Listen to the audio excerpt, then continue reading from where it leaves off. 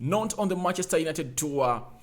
He has not trained with Manchester United since Monday, yet he was expected to be there.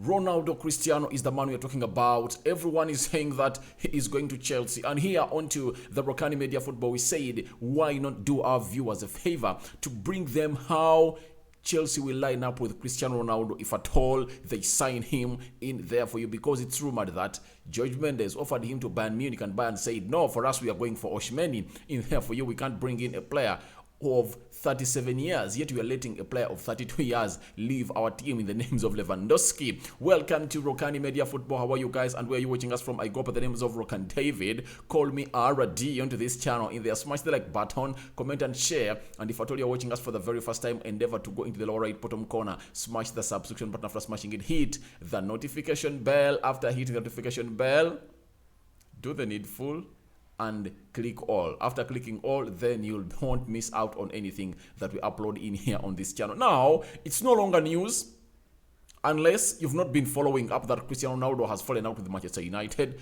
That's very much known to very many people all over the world, and he really wants to go and leave United in there for you because he feels like it's not playing in the Champions League football. Personally, I will tell people that if Ronaldo was going and had it in plan before May or June, he wouldn't have taken part into the video of United unveiling its kit.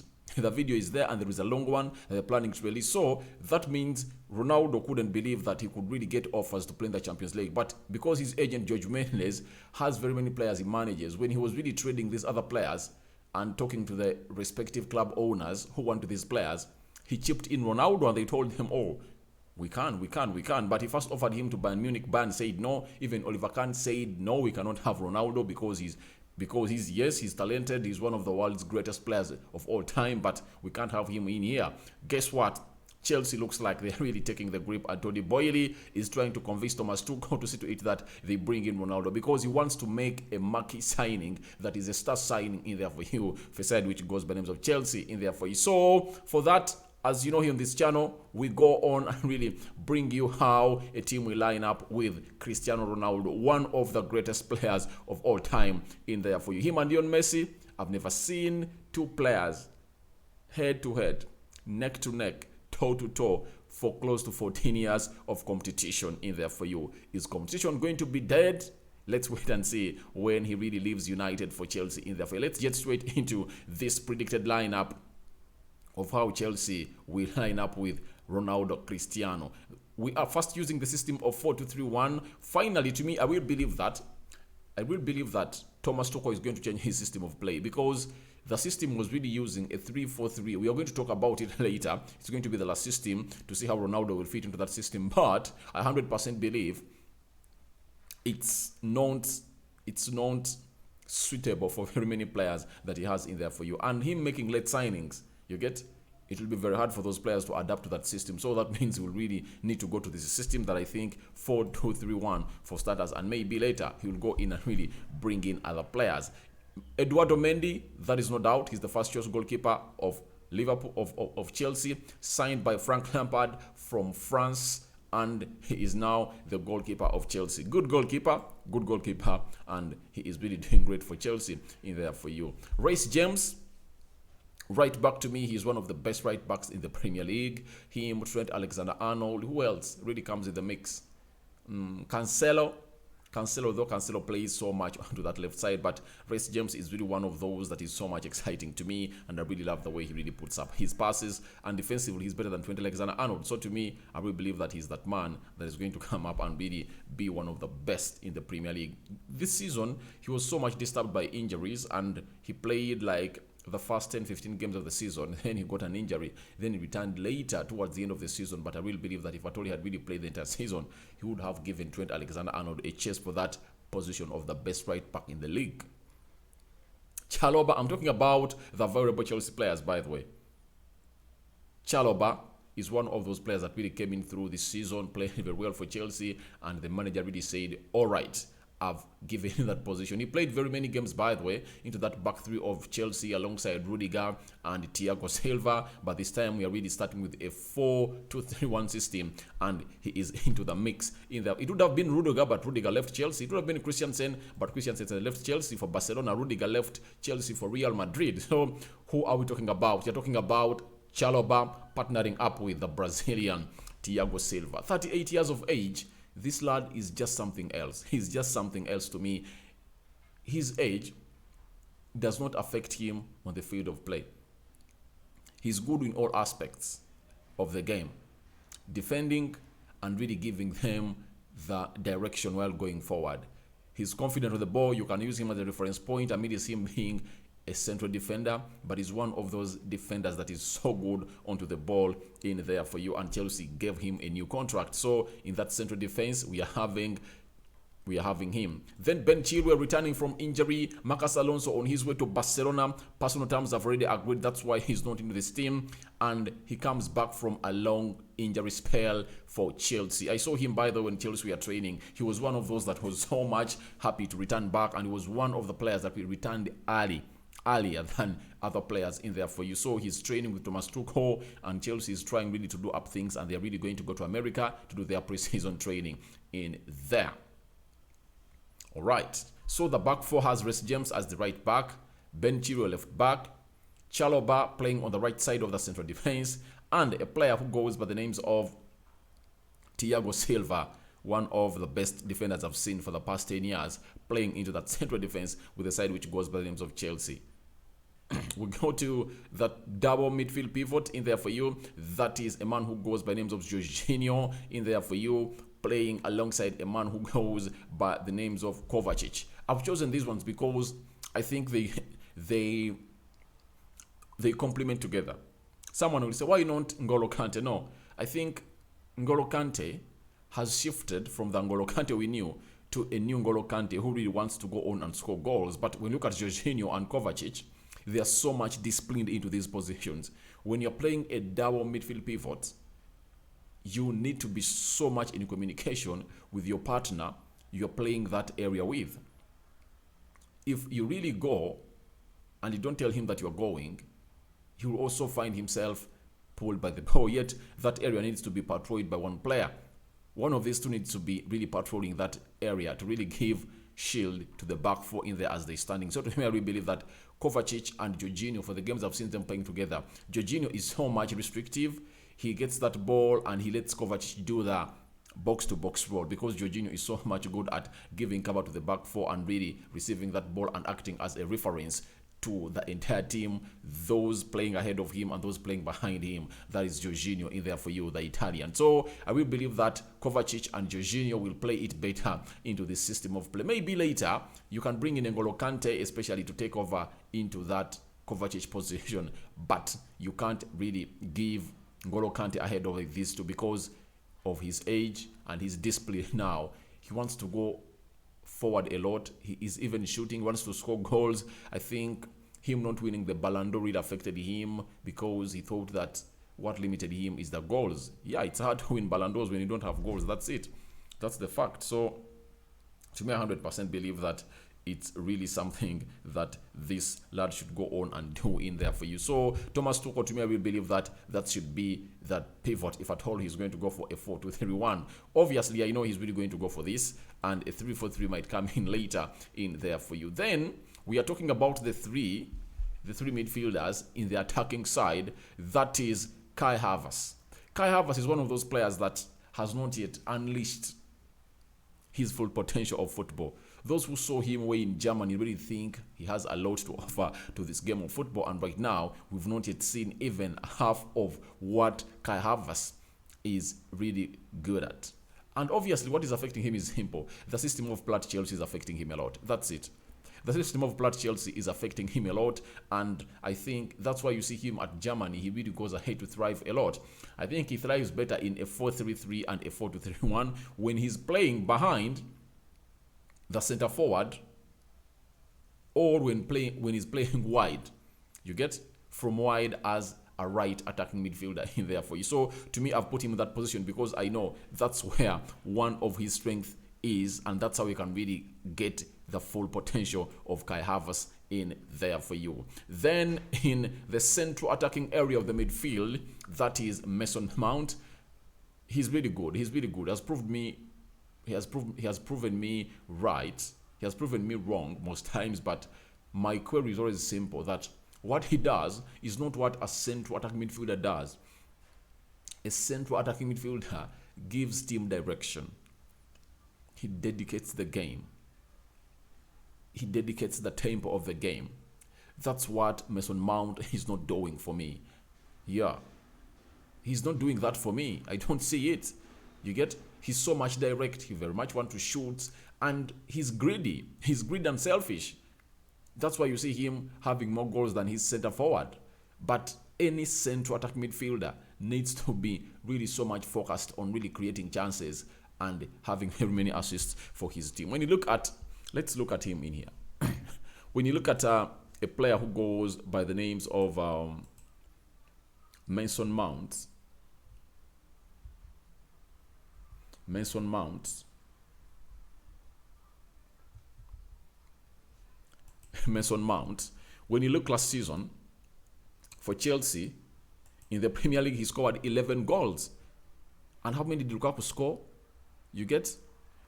And they've never used him as a false line to lead the line, because you've seen the likes of Timo Werner, Kai Havertz being used by Thomas Tuchel to lead the line, but he has never been used to lead the line. So this is where my query come from. You get?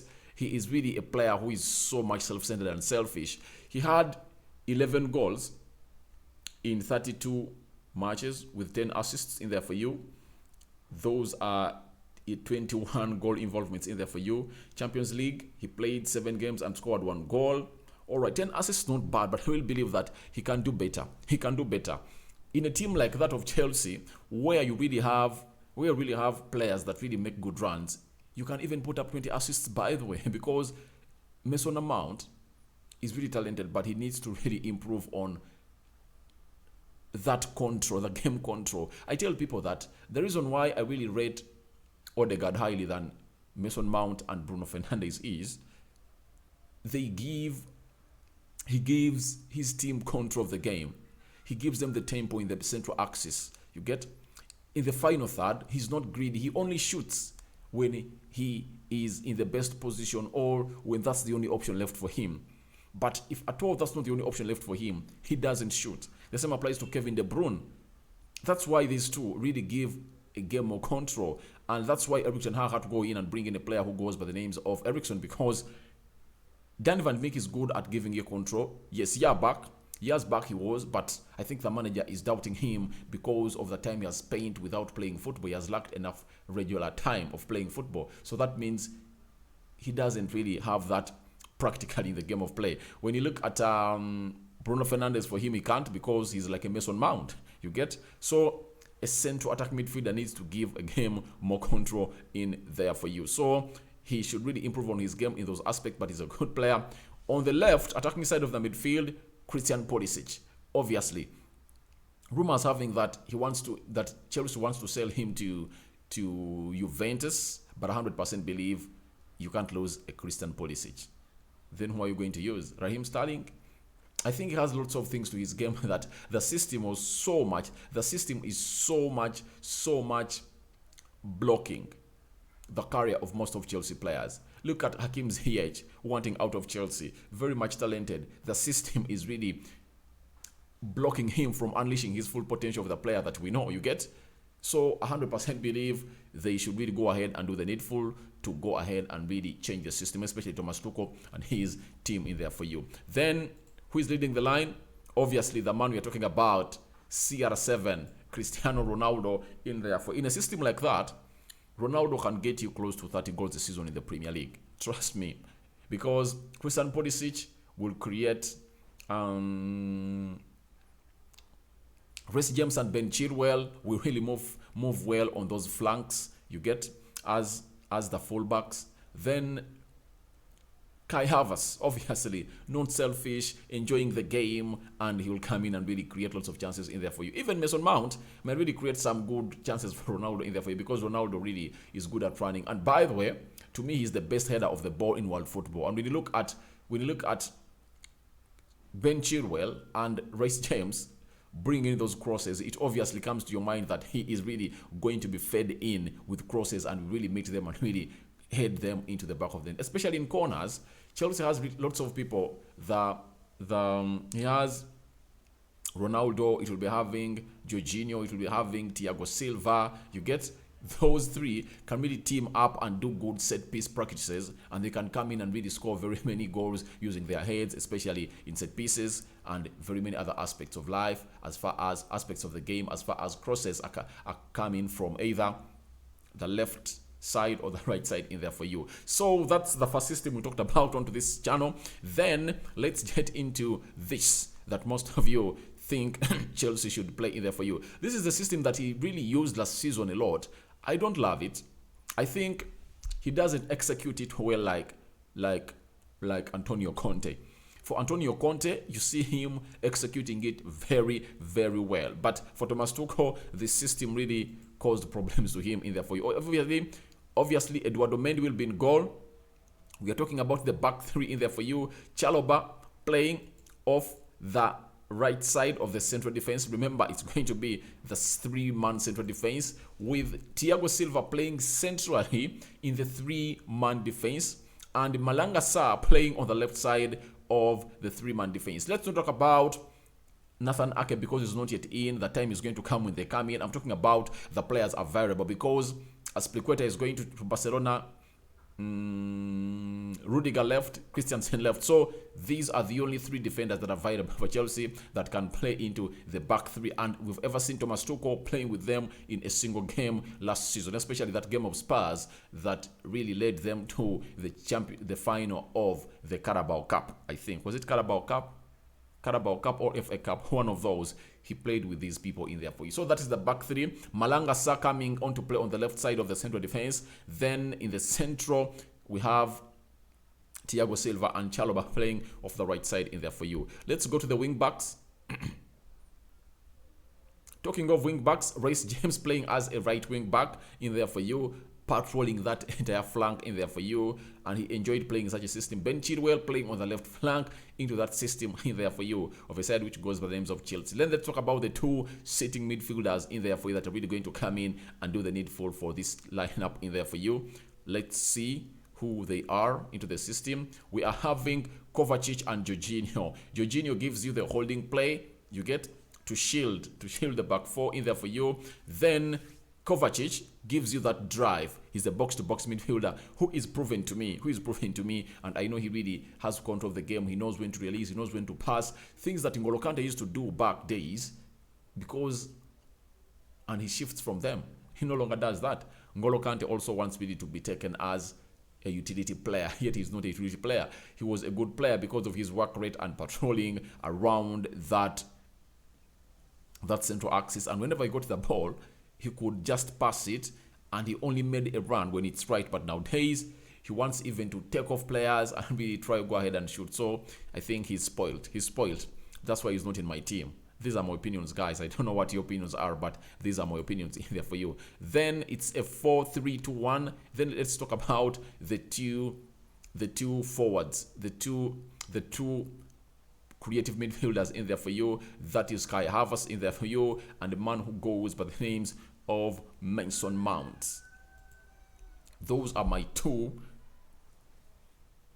Who are they? Is it Mason Mount?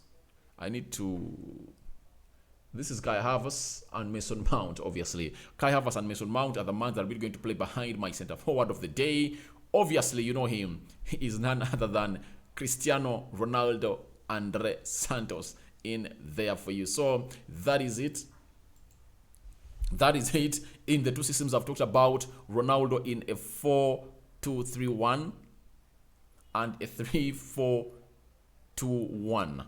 I've given you my predicted lineups, guys, and it's up to you to tell me which system do you think best suits Ronaldo when it comes in at Chelsea, because we know that Thomas Tuchel is a darling of this last system of 3-4-2-1. He's a darling of such a system. But do you think he will shift to the first one we used, 4-2-3-1 in there for you, or a 4-3-3, even going in for a diamond in there for you that really has two center forwards in there for you. So which system do you think best suits Ronaldo when signing up for side which goes by names of Chelsea? Your reactions are welcome to the comment section below. I go by the names of Rokani David. Smash the like button, comment and share. And if at all you're watching us for the very first time, endeavor to go into the right bottom corner, smash the subscription button. After smashing it, hit the notification bell that will enable you get notified each and every time I upload a video onto this channel. I sign out for now. See you later. It's our first video of the day, but more are really yet to come in there for you. And that's what I had for you today. My first video for today, it's how Chelsea will line up with Cristiano Ronaldo in there for you. I'm out.